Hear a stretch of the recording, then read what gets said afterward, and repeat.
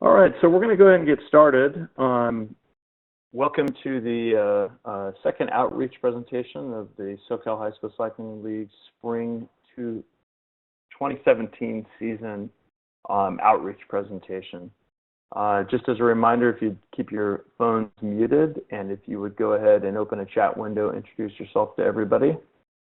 And please, if we stop recording or if you stop hearing me or seeing, go ahead and send me a text. My name is Matt Gunnell. I'm the director of the SoCal High School Cycling League, and we are the second league in terms of NICA, followed along from NorCal, and I've been involved since the start. I was one of a group of people who were privileged enough to help bring the SoCal League to life. And my background, I've got a very varied background. I've been a teacher, I've been a police officer, I've done some military service, I've installed sprinklers, I've been a professional drummer. So just probably the right combination of things to do a job like this. But again, the coaches are the people who do the real work. Without the coaches in between the league staff and the student athletes, we don't have anything. So welcome to all those who are thinking about taking the step to becoming a coach or getting a team started.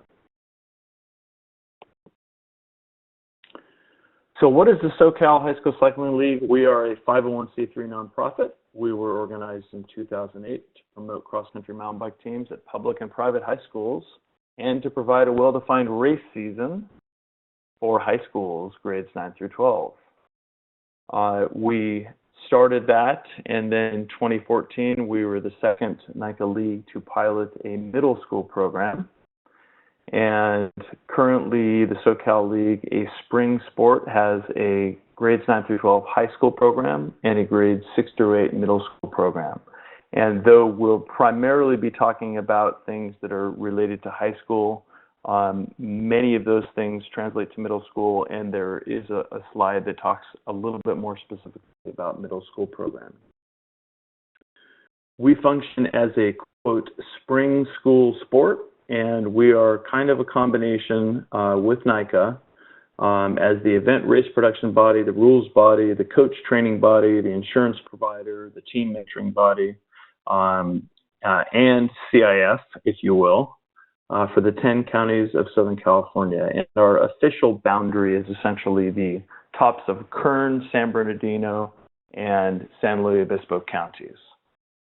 And one thing to be aware of, I actually just inserted this because I always have to remind myself that racing is the most visible part of what we do, and it is the thing that everyone intuitively can gather around, but we are not a purely racing program. The magic lies elsewhere. Racing is just the rally point. As of 2017, the SoCal League is one of 19 NICA leagues. And if you look at the bottom there, especially with the Olympic mountain bike race coming up shortly, we are a cross-country mountain biking program. A cross-country mountain biking program. It's the same thing we've seen in the Olympics since 1996, and there are several colleges that actually do offer mountain biking specific and cycling in general scholarships. So a little bit of history. In 1998, there was a math teacher named Matt Fritzinger. That's him on the right. He was at Berkeley High School at the time, and he kept seeing coaches of sports getting out of having to go to staff meetings after school. So he decided he wanted to not go to staff meetings and figured out and tried to figure out what sport he could be involved in coaching. So he was a roadie, and he said, oh, I'm going to start a mountain bike team. And he put up some flyers, and the first year, everybody that came was a mountain biker. So there were 4 student athletes in 1998 that started the Berkeley High team, and that's essentially what all of this has come out of. So over the next couple of years, they did some local races, they gained a little bit of notoriety, and some other administrators, parents, teachers, mountain bikers from nearby schools said, hey, can you help us start a team? So he kind of mentored them, and They would go to races together, and then they decided that as a group, they wanted to truly make this a school sport. So they launched the NorCal High School Cycling League, and the NorCal League had its first racing season in the spring of 2001. So the NorCal League is also a spring sport, just the same as SoCal. So in 2008, for many years, people had been lobbying Matt, hey, when are you going to create this in Southern California? And he would always tell them, he had transitioned from being a teacher to running this small nonprofit. He was like, I don't have enough money to run this that I'm doing. There's no way I can branch out and bring this to Southern California. If someone maybe finds a grant or some money, maybe we could make that happen. So a group got together in the summer of 2008. One of the people on that group had a connection to the Easton Sports Foundation, and that's the same company, that's the same foundation that derived from Easton, who makes your baseball bats and your hockey sticks and some bike parts as well. And Jim Easton was convinced that, in fact, in addition to supporting Olympic archery, Easton has its foundation as an archery company, that the Sports Foundation would go outside that narrow purview and support cross-country mountain biking because, again, it's an Olympic sport. So Easton gave a grant. The SoCal League was born. We had 106 total student athletes on 14 teams in our first season in the spring of 2009. We averaged about 75 riders at each race, and it was a success. It was a proof of concept, and the model that NorCal had started and Matt and others had built up could be ported to other areas. There's this guy, some of you may have heard of him. His name is Gary Fisher. He's one of the inventors of the mountain bike. He had been a supporter for many years of the NorCal League and had been telling Matt for years, you got to take this national, it's going to change mountain biking. And Matt would always tell Gary, I don't have any money, I don't have any time, and how can we make this happen? So after the first year of the SoCal series, Gary was at it again, and together we launched NICA, the National Interscholastic Cycling Association, with the vision of NICA being to essentially take that model national and formalize it across the country. So that's kind of where what's happened, and there's a slide coming up here that shows that in depth a little bit. So in 2014, the SoCal League introduced a middle school program. In 2016, the season that we just finished, spring of 2016, we had just under 1,000 student athletes total between middle school and high school on over 65 teams. And at the end of 2016, NICA expects to just about hit or go over the 10,000 mark for the first calendar year in 16 leagues. In 2017, there will be there will be 2 new leagues joining. It's going to be 17 leagues at the end of 2016.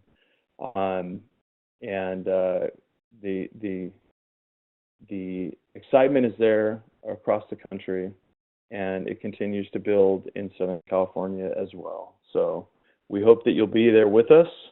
And to quote Matt there, this isn't just another racing program. It's in our schools. It's a cultural shift, cycling the mainstream. So for those who come in as with a strong cycling background, sometimes they don't really understand the difference. But essentially what we're doing is we are putting cycling where the kids are most of the time, which is in school.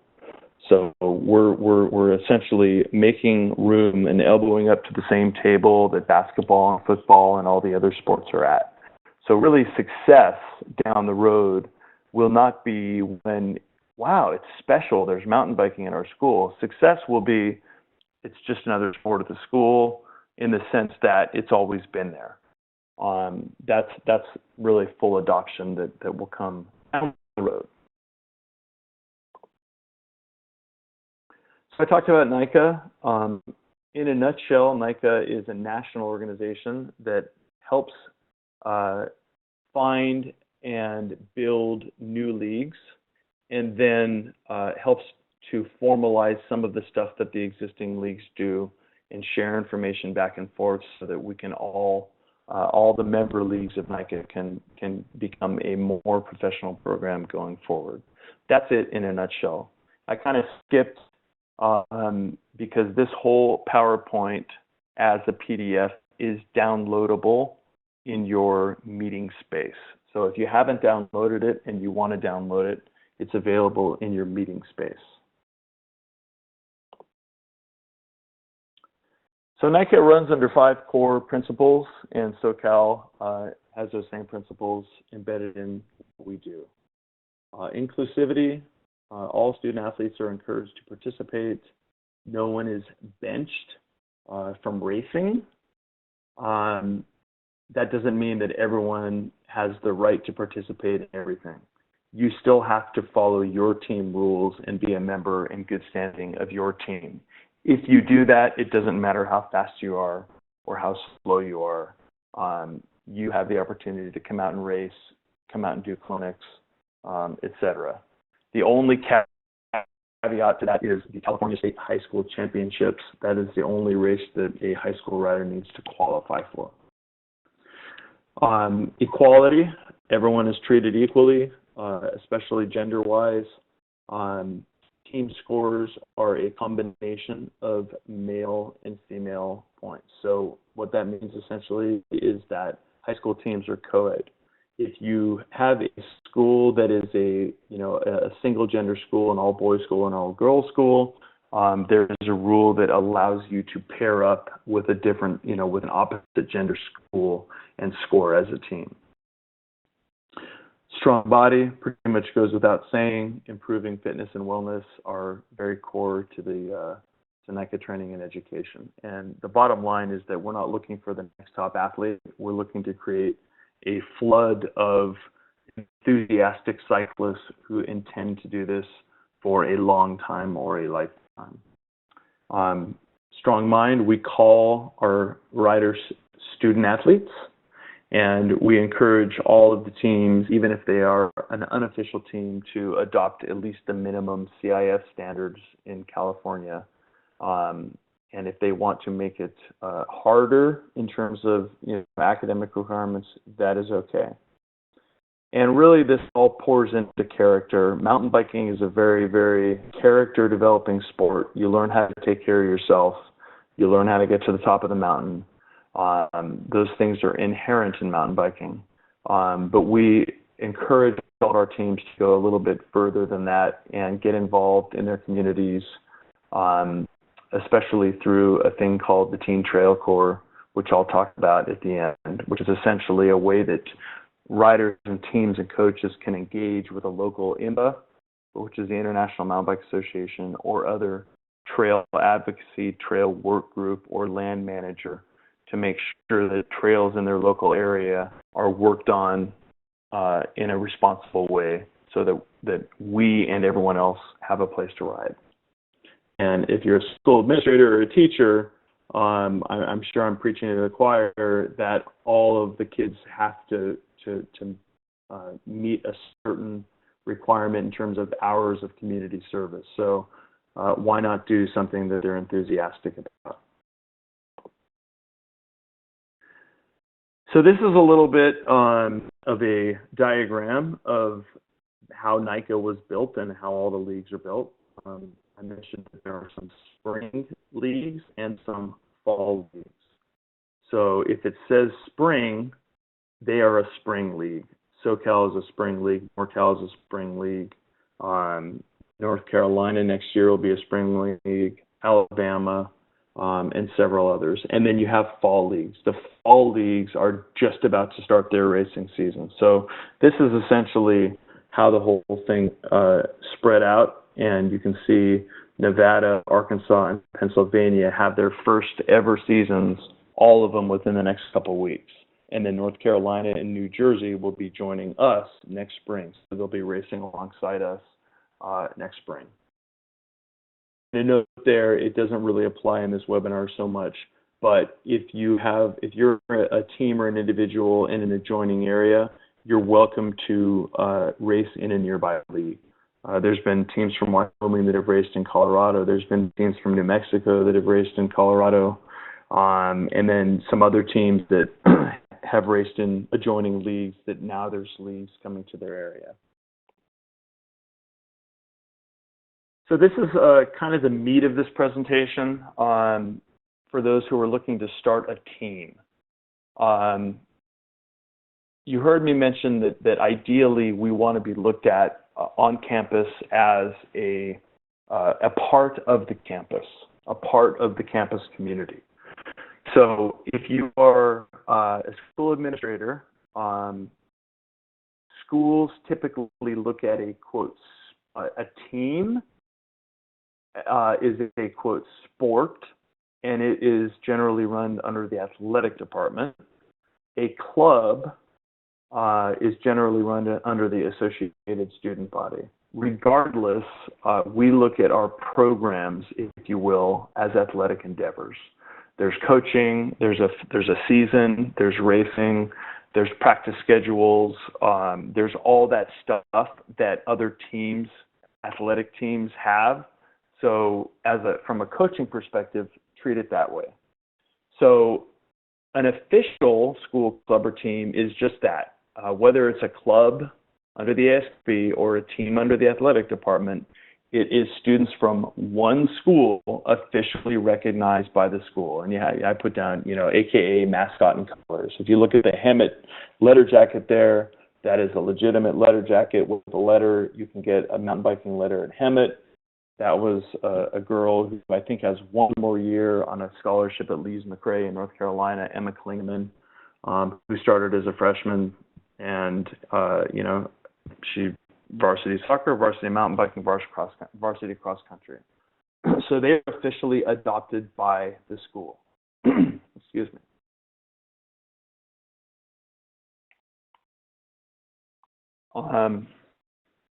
The next step is what we call an unofficial school club or team. And I know that there's at least one school administrator here, so please don't take this the wrong way, but no does not mean no. There's many administrators who have never heard of our program. They have other things to worry about. And someone coming in the door to say, hey, I want to start a mountain bike team at the school, and they don't know anything about it or the history of our program or how we run coaching and all that kind of stuff. Very often the answer is just no. It's just, I don't want to deal with it, no. So, a lot of times they'll say no out of ignorance of the programs. Sometimes they'll say no because they've seen too many Red Bull, ads and X Games ads. We're not against X Games and jumping and free riding and downhill. All that stuff is fantastic. It's just not what we do. So someone who has that as their touch point for mountain biking just sees big jumps and big injuries. But again, that's not what we do. We're much closer to cross-country running team than, big dirt jumping. So no doesn't mean no. If they completely shut you down, they're not willing to listen, you can still start what we call an unofficial school club or team, which means that it is still students from one school. It's just not recognized by the school. And you probably would not want to put the school mascot on the jersey.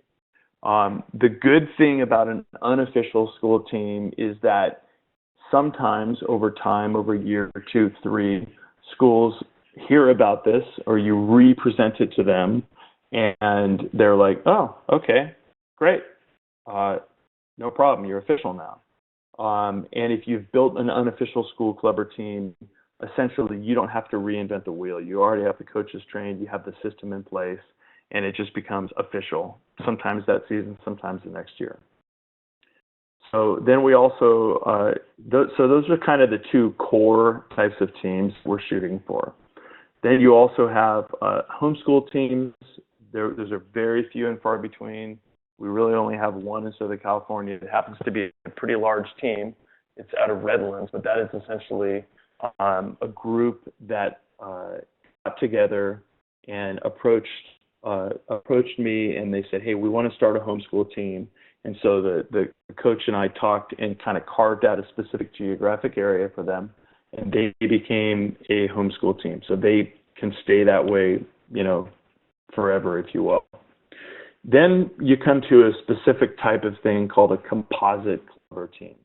What a composite clubber team is a temporary solution. I can't overstate that. A composite team is a way for a group of people in an area who either can't connect with enough kids at a specific school to get the feeling of a team going, or they just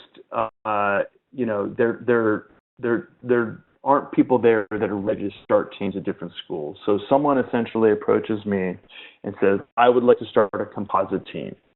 And essentially what we do is we carve out a specific either geographic area, like, from the San Diego County, from the border and the coast south, 15 miles to a specific freeway. It could be a geographic composite team.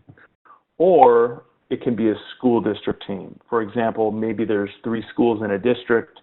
They're not ready to have a team at each school yet, so someone could form a composite team that is only open to students in that district. The idea there is that over time, institutional knowledge will grow and teams can spin off and become either official or unofficial school teams. So the rub is that sometimes composite teams, you get that team feeling. So everyone likes that team feeling, and unfortunately, sometimes it kind of stunts growth in a particular area. And other times, people kind of read between the lines and see down at the bottom, clubs may combine coaching resources for training. There are some composite teams that evolve into essentially a large program that has several teams under their umbrella. So it's kind of one large structure, but there may be 4 teams, official or unofficial, at local schools. Those teams register, they can wear their own uniform, but at the end of the day, they're with a group of coaches that came from this composite team, and they train together. So that's, and then finally in there, independent riders. If there's really nobody around, no team around, no composite team around, we do allow riders to race independently. And also, if schools have coaching resources, sometimes what will happen is an isolated school team will start somewhere, and there'll be 1 or 2 kids nearby who want to get involved, they want to be coached, they want a team experience, but they can't join the school-based team because they don't go to the school. So if it's allowable, if there's enough coaching resources on that team may allow those kids to train with them so they get coached, get insurance during practices. And then at the races, they simply race independently. So that's kind of a nutshell view on what types of teams are available. Key takeaways: you have your official and unofficial. No doesn't mean no. And composite teams should be looked at as temporary solutions. Sometimes a composite team will be around for a long time, and they'll kind of spit off individual teams, and everyone that's left is the composite team. One other caveat to composite teams is that they have to compete at a certain size level. We have a division split, which I'll talk about in a few minutes, where larger teams compete against larger single school teams, and smaller single school teams compete against smaller single school teams. And the composite rules say that composites can grow no larger than a single school Division II team before they have to be separated. So where does middle school fit in on this? Middle school is a lot more flexible. Some of the reasons why high school is very restrictive is because it's looking more like a school sport.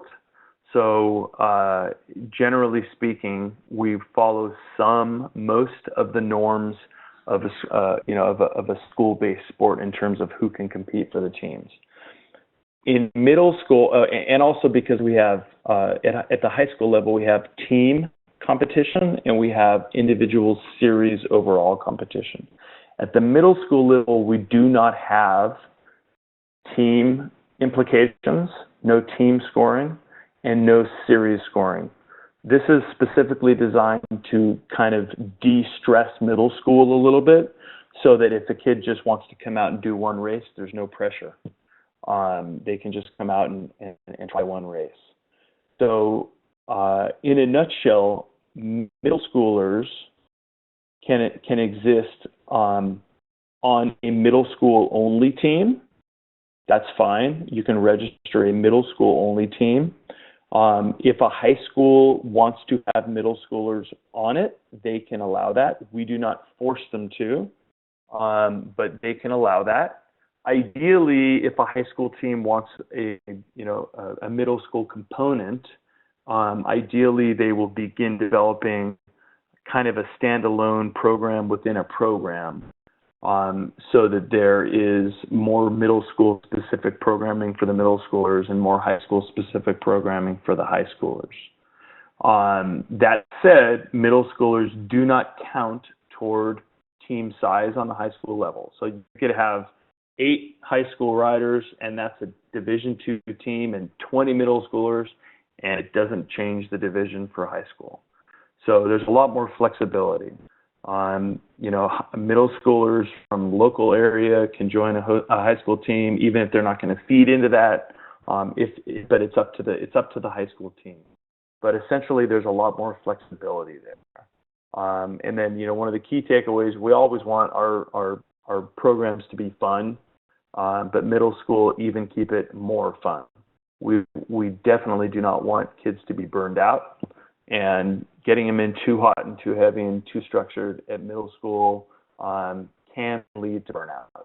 So if a kid wants to do a lot on their own, that's fine. They're on their own. But in terms of coached programs, we want it to be just very supportive and fun at the middle school level.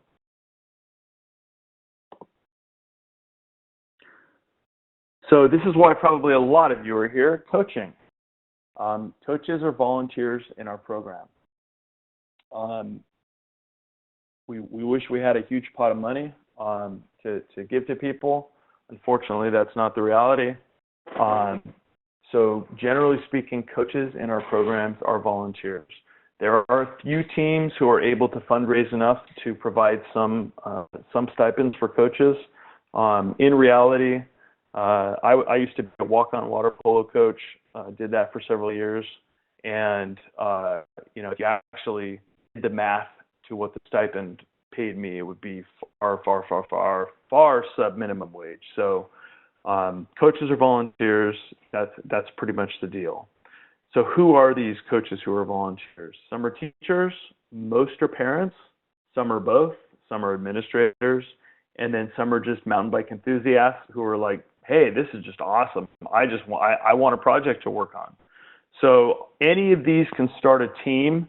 The only caveat is that, especially if it's an official school, club, or team, you need to check in to make sure that there is an allowance for an unrelated person to start a team. This is going a little bit deep, but most public schools have a way to become what's called a walk-on coach, where essentially you get vetted by the school district. You do a school district class, you sign a school district thing, you fill out a school district application. So essentially you are a free worker for the school district. But if your public school allows that, depending on the district, you have been vetted by the district. So even though you're not being paid, you're still looked at as far as supervision of the kids as a quote school district employee. So that's called a walk-on coach in a nutshell. So from a coaching perspective, again, I talked about racing and it being the most visible thing. In reality, everyone likes to win races, but they're, probably 90% of the kids that are in our programs are not going to get on a podium or win a race. And if we spend all of our time worrying about the kids who are going to get on a podium, we have a pretty pathetic little program. So the reality is that racing is secondary. Racing is something we can wrap around, but all of the kids are getting cheered. Doesn't matter how fast they are, as long as they're putting in effort. And that is all following along safety and enjoyment. And then finally here, you do not need to be an elite rider to be a coach at all. Think of us more like AYSO. There's not many ex-pros running around the sidelines in AYSO games. It's generally passionate people who get some training and, just they're scout leaders, little league. I don't want to use little league. Sometimes that's not a positive thing, but they're not necessarily elite level riders. They're passionate people who get a modest level of training and then they just grow, and that's it on the coaching. Doesn't mean that if you're a really great rider that you can't be a coach. Absolutely you can. And ideally, as teams grow, getting a wide variety of levels of riders helps to foster different groups within the team and allows kids to get the most focused level of coaching that they can get.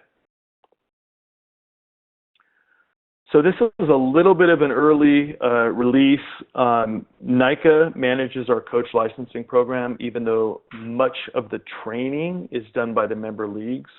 So for the first time in several years, NICA is taking a refresh at the coach licensing program. So this is a little bit of a sneak peek here. Currently, or this is actually going to be released very shortly, there will be 3 levels of coach: level 1, level 2, and level 3. So you'll be working toward one level of coaching license or the other. You'll hear me talk about training and stuff, and some of you may be like, well, how can I get those hours and get that training and start a team and coach the first year, because the classes aren't until the team started, or I can't get the hours working with the field work hours because I'm not a coach yet. So we understand that.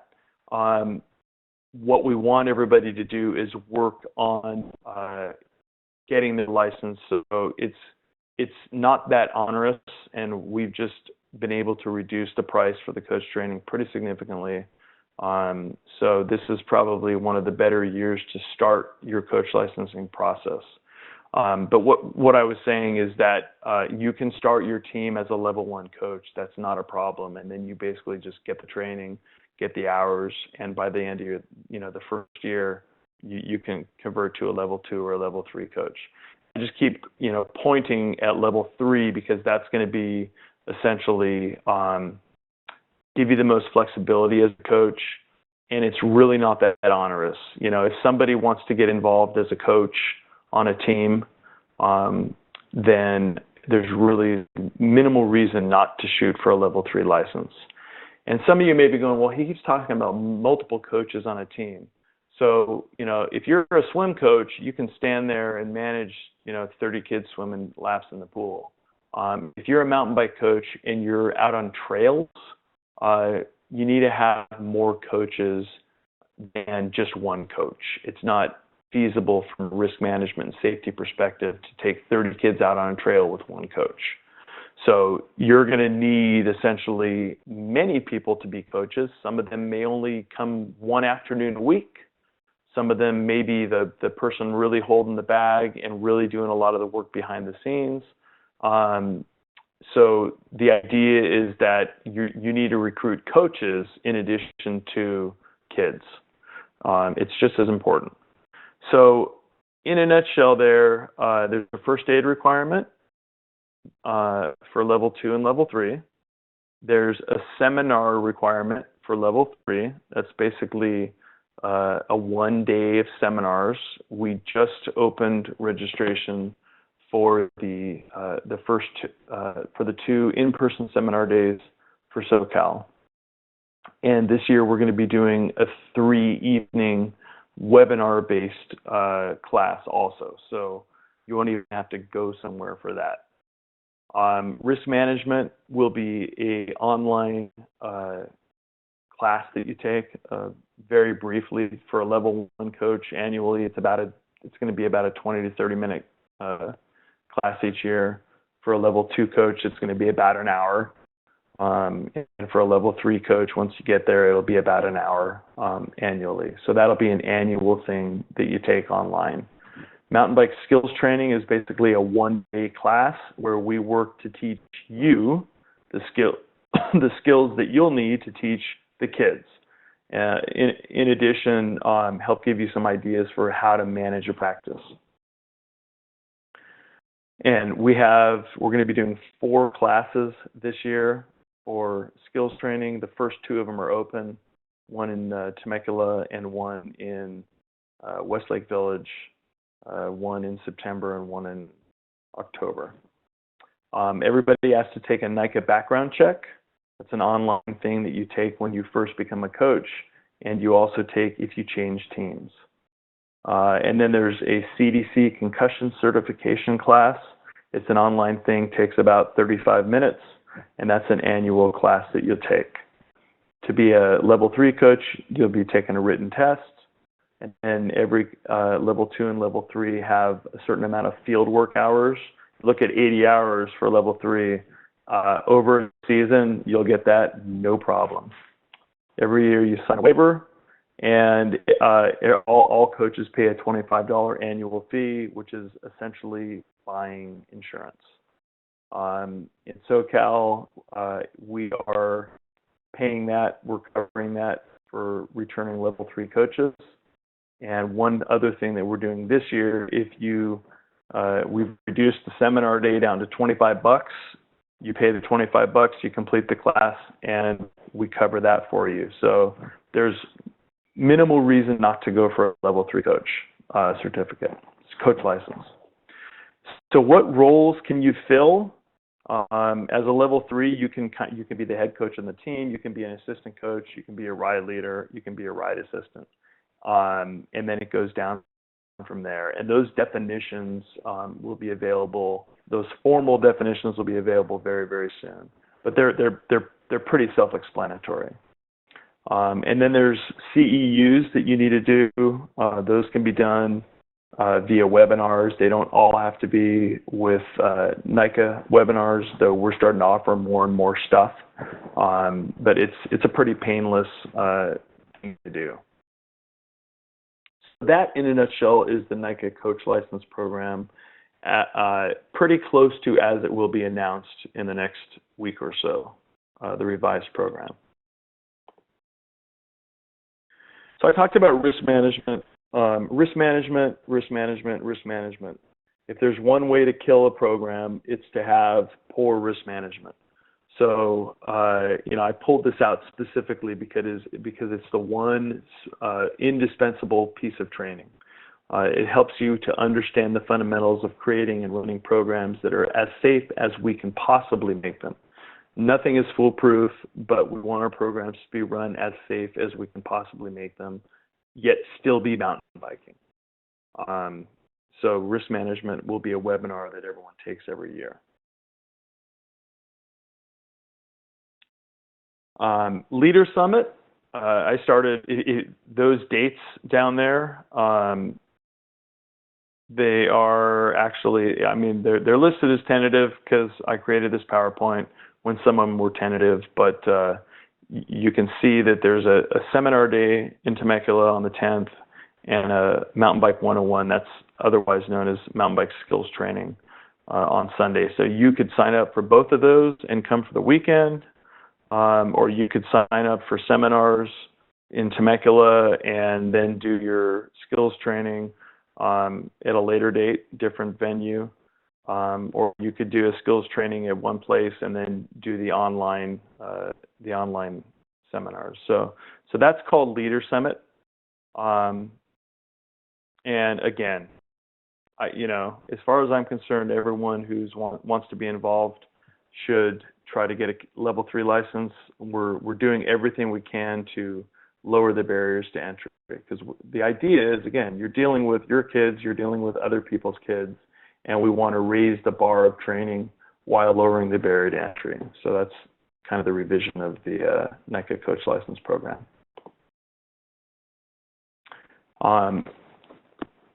Things are going to go wrong. That's the nature of sport. So we want to risk manage as good as we can so that as few things go wrong as possible. And then if something goes wrong, we want to be able to address it the best possible way. So currently, a NICA level 3 coach and 2 coach has to have a 2-day wilderness first aid plus CPR current class. We are working, fingers crossed, don't quote me on this, to change that out to a revised 1-day class. So basically, you're looking at a 1-day, knock on wood, first aid certification, including CPR, that will be available to you at a very, very inexpensive price, and you have to keep that current. Most of those will probably be every other year. So if you look at those dates down there, it's either going to be 2 days on a weekend or 2 separate days to be training. But those are the dates. So some of the things you want to think about before you call the principal and say, hey, I want to start a mountain bike team at the school. Just some of the basic things you want to think about are these: the who, what, when, where, why, and how. Who are you? What's your training? What training are you working on getting? What's your experience in the sport or as a coach, whether it's a coach for this sport or other sports or a youth leader? What do you intend to do? Well, you intend to start a club or a team. Let them know that it is a spring sport, that it is going to be run as part of the SoCal League, which is part of the National Interscholastic Cycling Association, and that there's training available for riders and coaches, and trained coaches are going to train the riders. When is this going to happen? What's your basic practice schedule going to be? The key points in the season, the basic race schedule. Where do you intend to run practices? Where do you intend to meet? And where are these races going to be? Why are you doing this? If you're a parent, it's pretty obvious. You want your son or daughter to be involved in this sport. If you're just a person from the community who's a mountain biker, just be ready to articulate why an adult is coming to a principal or vice principal or athletic director saying, hey, I want to start this team. Okay, and then how are you going to do it? How are you going to basically recruit riders and coaches? If it's an official program, are you going to be able to table, go to club day or freshman orientation or middle school outreach? Our programs are self-funded. A lot of teams combine sponsors and fundraising. The coaches are volunteers. Are you going to have bike shop involvement? Are you going to be aligned with the shop? Are you going to be doing, mechanical clinics there, that kind of stuff? And, the fact that it is insured under NICA and that risk management is a core part of the program. Again, I know there's one school administrator on here. You're a risk manager. That's what you do. And as a coach on a team, you're a risk manager. You're trying to do this sport in a way that is recognizable as the sport, but as safe as possible.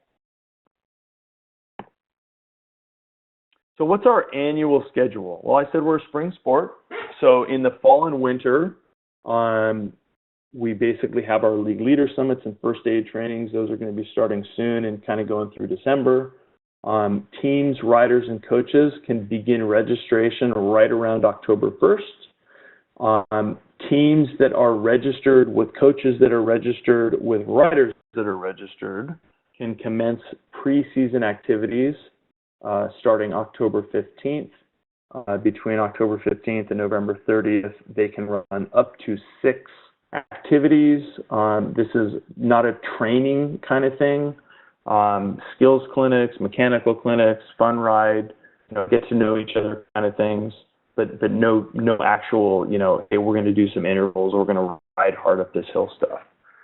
The regular season training may begin on December 1st, though in reality, some wise teams don't really start their, quote, regular season training until after the winter break. Once they get back in early January until the first high school race is roughly 8 weeks. And if they're on a pretty, focused program, they can learn a lot of skills and gain a lot of fitness so that they can be safe to ride the first race. That's their choice. We will generally have, sometimes December, January, that time frame, some new racer clinics that are kind of one day aimed at breaking the ice and reviewing skills with riders and instructing them on how we run races.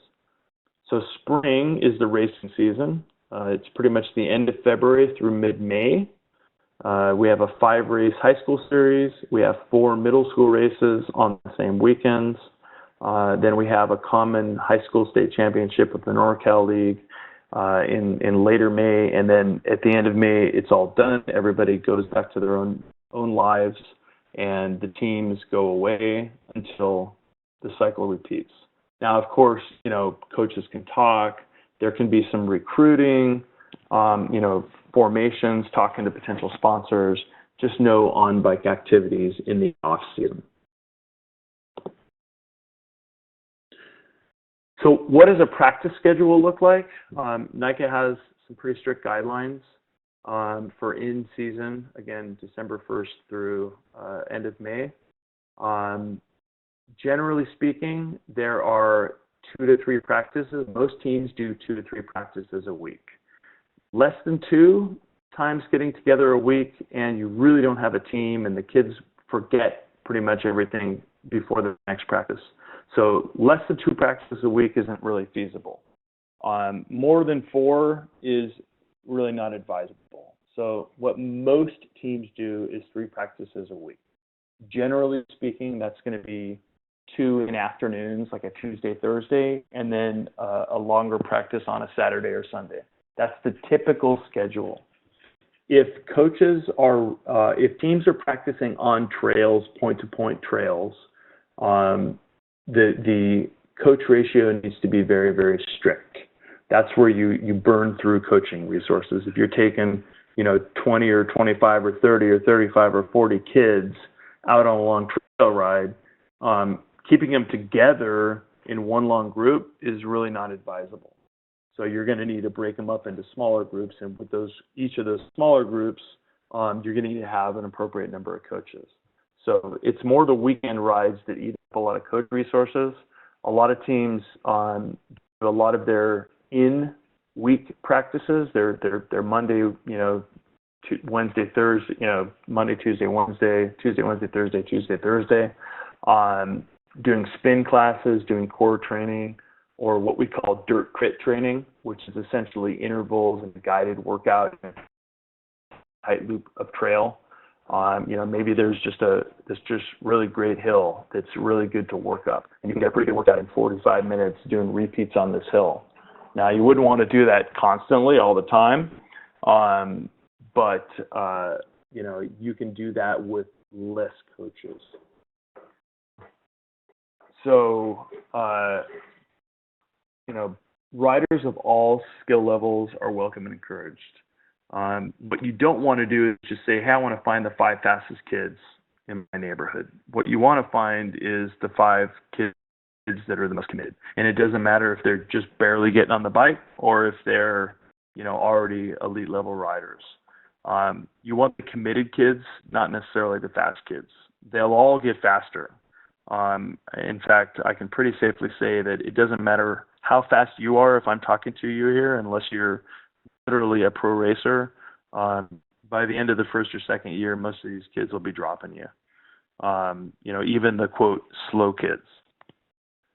So a lot of skills development, which also from a risk management perspective allows coaches to match riders with appropriate trails. You do some skills training.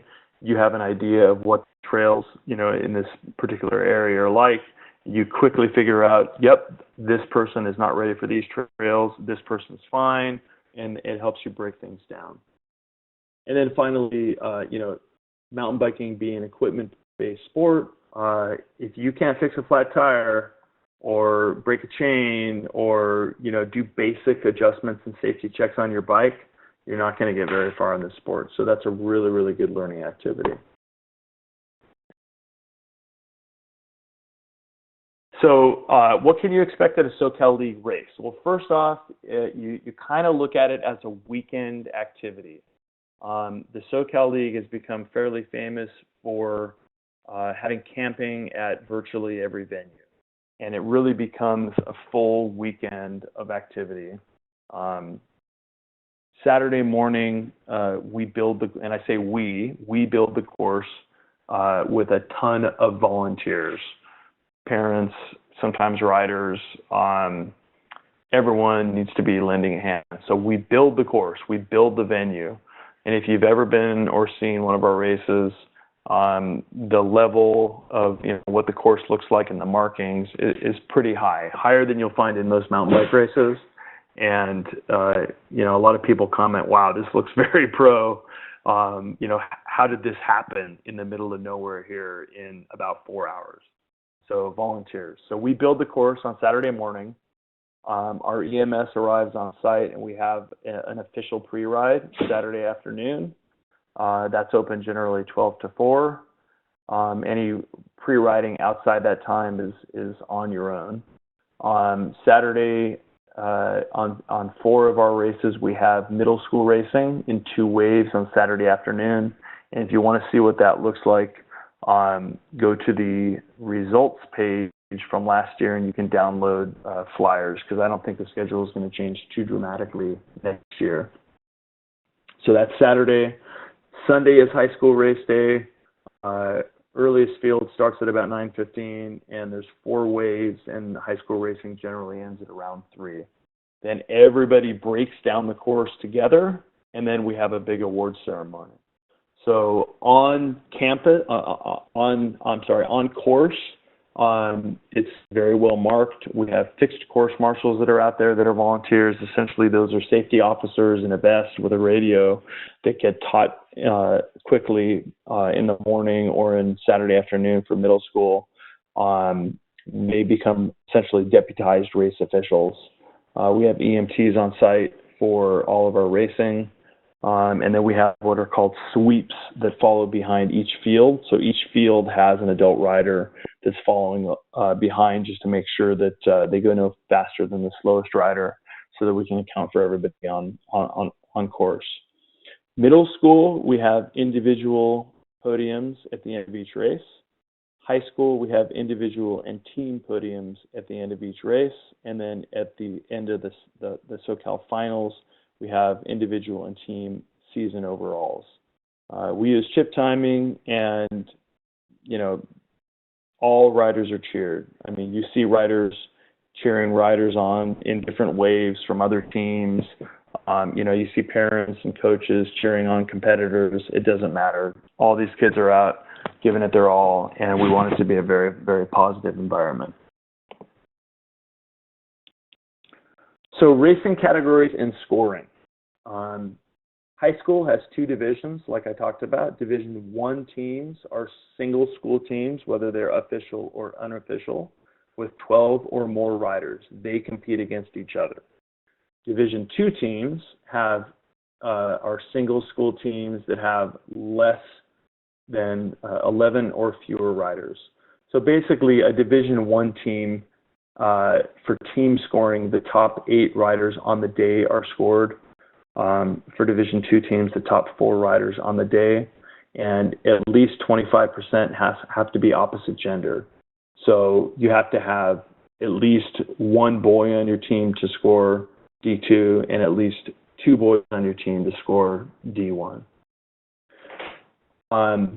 Individual, 6th through 12th grade. For middle school, we have novice and experienced at boys and girls level. Boys is the novice is actually broken down by grade also last year, 6th, 7th, and 8th grade novice. And if you look under coaching or teams, I can't recall right now, on our website, you hover over that menu, there's a drop down that says middle school. If you click on that, it gives some basic guidelines as to what a novice or experienced middle schooler is. As far as high school, grades 9 through 12, by default and by rules, 9th graders race freshman, 10th graders race sophomore, and 11th and 12th graders race junior varsity. Those are the default categories. Nobody defaults to varsity. One thing that's unique about our sport is that standing is per the rule book. It's how you competed against your fellow student athletes from across the league. It's not where the coach wants to put you. In football, for example, varsity football, you could have a powerhouse school. They take the 20 best, guys, and that's the varsity football team. Then you may have a crosstown school that's a very weak football school, and they still take the top 20 guys, and that's the varsity football team. And then when they come together, it's not even fair. It's like two separate universes. With us, varsity is varsity, and the riders that are there have earned their way in. It's pretty well defined in the rule book. There is a petition process, but we're very, very conservative, and people usually find out that, in fact, there's very, very competitive racing at the fronts of all of those fields. So we want kids to move slowly through the fields. There's really no reason, unless you're literally a world-class athlete, to race varsity as a freshman.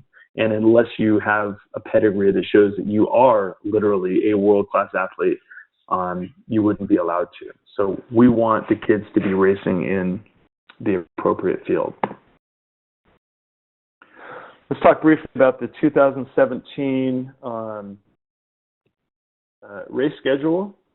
I don't post it unless it is as official as I can make it, even though it says tentative still on the front of the website. The races in blue there have a middle school race Saturday and a high school race Sunday. The ones in orange are high school only. So our first race at Lake Paris is a high school only race, and state championships is high school only. So if you look at the website, if you hover over that 2017 races and camps, it'll light up, and then just click on it, and it'll take you directly to a page that looks like that grid at the bottom. And that grid, as we get closer, will start populating. The race flyers will go up, and then through the season, high school results and team results and photos and race reports. So that stuff, basically you bookmark that page. That's where you go for everything having to do with racing. And I mentioned camping. All 5 of the Southern California venues this year have on-site camping. So that's a clue there. You don't have to camp, but a lot of people love camping, and it just becomes like a big party for the kids. So how much does it cost? Generally speaking, there's money that gets paid by people, by kids, by coaches, by teams to the SoCal League, and then there's money that gets paid to the team. So as far as what goes to the SoCal League, student athletes have to pay a season registration. Each one of them pays a season registration, and then those who are going to race, they pay a race fee for each race. So they don't have to pay for the whole thing. So in a nutshell, middle school level, every student athlete who's going to participate, whether they're racing or not, pays $40 to the SoCal League, and then $25 per race. So essentially, if they do all 4 races, it's $140. At the high school level, every student athlete, whether they're going to race or not, pays a $60 annual registration fee, and then they pay $50 per race. So if they do all 5 races, it's going to be $310 for them. If they qualify for and attend state championships, it's another $50. As far as bike and helmets, the costs vary dramatically. You will see $10,000 bikes out there, and then you will see kids on a $1,000 bike that they've built up that are holding their own with a kid on a $10,000 bike. So I don't want to say it's not 100% about the bike. If you go to Walmart and buy a bike and you expect to ride and race that, you're going to have a really, really rough time. It's much better to take roughly the same amount of money and buy a good used bike. So that's a little bit about that. If you go to the website, look under coaches and scroll down, there's a page that says NICA student athlete and coach benefits, and another one that says SoCal student athlete and coach benefits. There are some brands that offer through shops discounted equipment to student athletes and coaches. Adults, $25 coach fee. I told you a couple ways to get around that this year, and then an online background check. Regardless of if you are a cop, a firefighter, a teacher, it doesn't matter. You still have to take our online background check. It's the only way we can keep a closed loop on who's involved in our programs. Teams pay a registration fee of, depending on size, about $150 to $400 each season. So if you look at some of the rider annual registration fee, much of the coach registration fee, and much of the team registration fee goes to help offset the price of buying insurance for the student athletes for racing and practice. Then you have, clothing. The only uniform requirement is a matching jersey. That's the only uniform requirement. Some teams just get a matching jersey. Some teams get head-to-toe jersey, bibs, jackets, socks, everything else. That's up to the team. We have several supporters who offer very, very discounted custom clothing pricing for our student athletes. It's on those same pages that I described. And then the team has to decide, are individuals or is the team going to, get together to, buy a team tent, to pay for travel for the coaches, to buy food, either for practices or for races, and to pay for lodging. So there's a whole host of ways that teams take care of that, and a lot of that is covered in a seminar at the Leader Summit. And we're getting near the end here. I know that I told you about 8:15. I think I'm about 3 minutes behind where I hope to be. A little quick hit here. The Teen Trail Corps is a program that SoCal and a couple other leagues helped to pioneer. It's now a joint program with the International Mountain Bike Association. It has absolutely nothing to do with racing. It's essentially a way for kids, if you look to the left there, speak, build, respect, and ride. Those are 4 tenets of the IMBA, International Mountain Bike Association. If you go to the website and you click on each of those, you'll find a series of projects to do to earn that badge. And once a student athlete has earned all 4 badges, they are then a team trail captain. So essentially they're a junior advocate. They may have spoken in front of a city council. They may have done a certain amount of trail work. They may have been to a trail building class. They may have, written a letter to a congressperson. There's a lot of ways to do that so that they essentially become a junior leader in making sure mountain biking is here for a long, long time. Again, it has nothing to do with racing.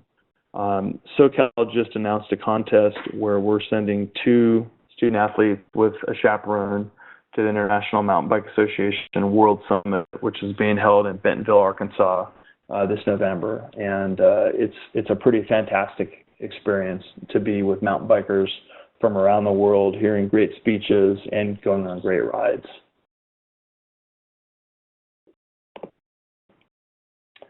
So we're getting down to the nitty-gritty here. I'm not going to read everything on this page. In a nutshell, NICA teams are insured for practice. It's all done through, currently, SoCal uses McCain Insurance. They're one of the biggest mountain bike and other cycling event and organization insurers and have been around for a very long time. But really the takeaway in here is the bottom line. Registered riders plus registered coaches on registered teams at in-season practices or at SoCal League clinics, races, or camps are insured. A rider riding on his or her own, not insured. A rider at a practice gets injured and it's a regularly scheduled practice and coaches are there and they're doing all the right things and an injury happens, insurance coverage attaches there. And for those who are with school districts, the team is the thing that is insured. However, a school that wants to feel a little bit more comfortable can be listed as an additional insured on the certificate for the team. And with that, that's it. I'm going to go ahead and stop the recording that I've been making, and I'm going to go ahead and answer any questions that you have.